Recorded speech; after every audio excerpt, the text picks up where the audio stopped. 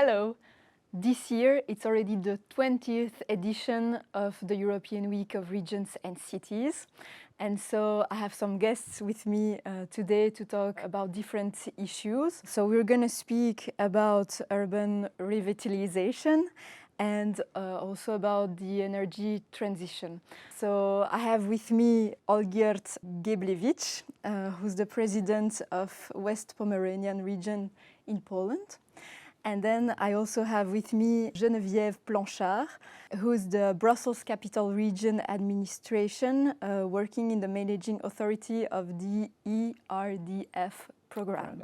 So thank you to both of you for being here today. So maybe since it's already the 20th anniversary of the EU Regions Week, I'm going to ask you, Olgierd, why is it important? Is it useful? So I'm a little bit experienced participator of this huge event, and I have to underline that always it is a real and very vivid platform of exchange of experience mainly. Of course, in different corners of Europe we're facing different challenges, but finally we have quite the same goals, which are, for example, right now energy transition, just like you mentioned, Green Deal, of course, energy security in this war in Ukraine context, and it is much easier to follow for good paths somebody went in Europe. So that's why always I treat this participation as a very, very valuable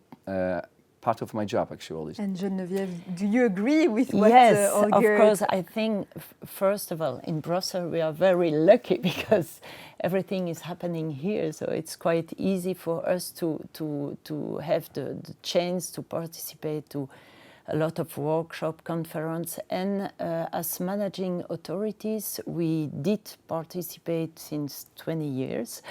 Since the first time, and we invite the journalists to come to visit some project here in Brussels, and it's quite interesting for all these different regions and cities to come to see examples of the cohesion policy here in Brussels.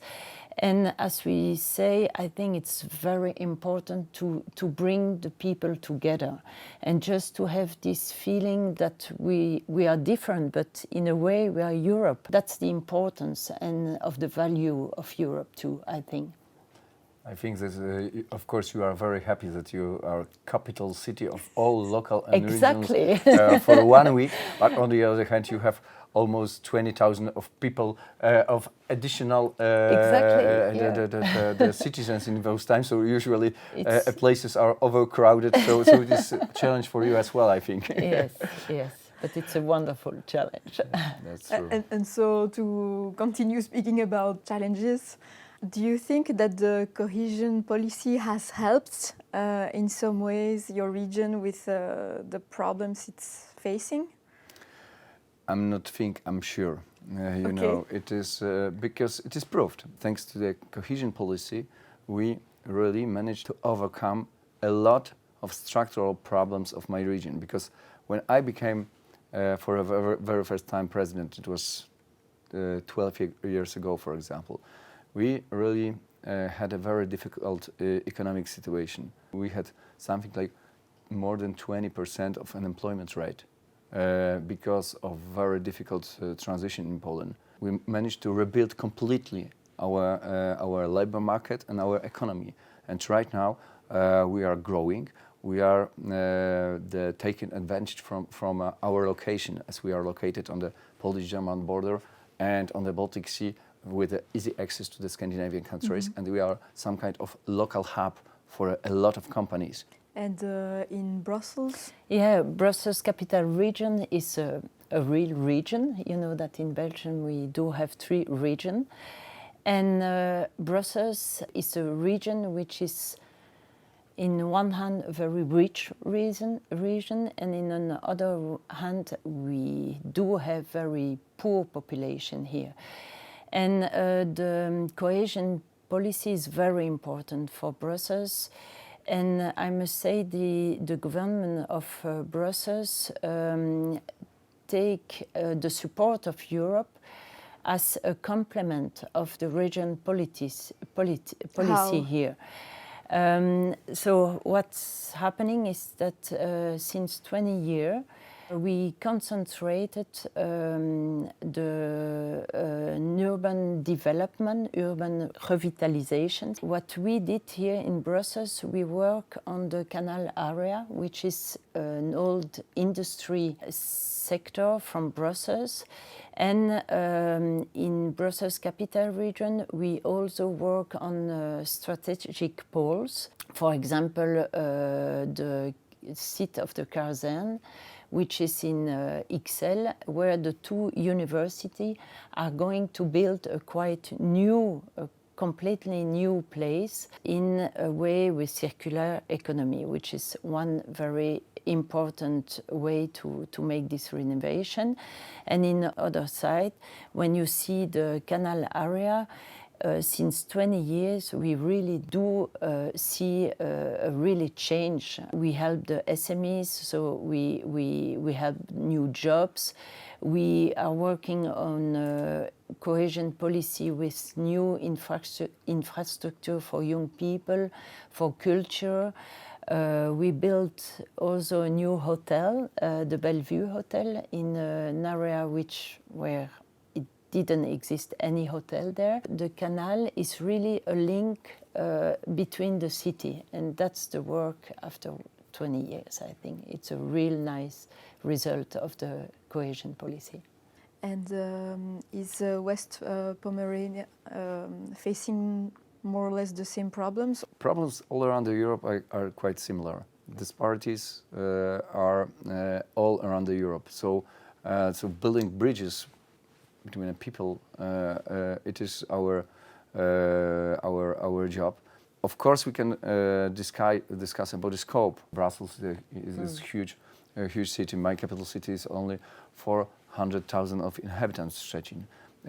But we are facing the same problems with the renovation, for example, and with building some kind of good social perspectives for people in some poor districts. For example, unfortunately, right now, not continued project Jessica. It was quite interesting revitalization found when you didn't give the people only grants, but it was the revolving instrument. So people, when you restore some huge district, you're bringing up additional value, and they can pay off some money, and you can put it to another district and another district. It was the case we discussed during EU Region Week something like 5 or 7 years ago, and finally we implemented it. Right now we are focusing, as well as I mentioned, on the energy security as well. For you, that's the main problem right now for your region? Right now we realize that we have to make our green transition even faster, because we have to limit our consumption.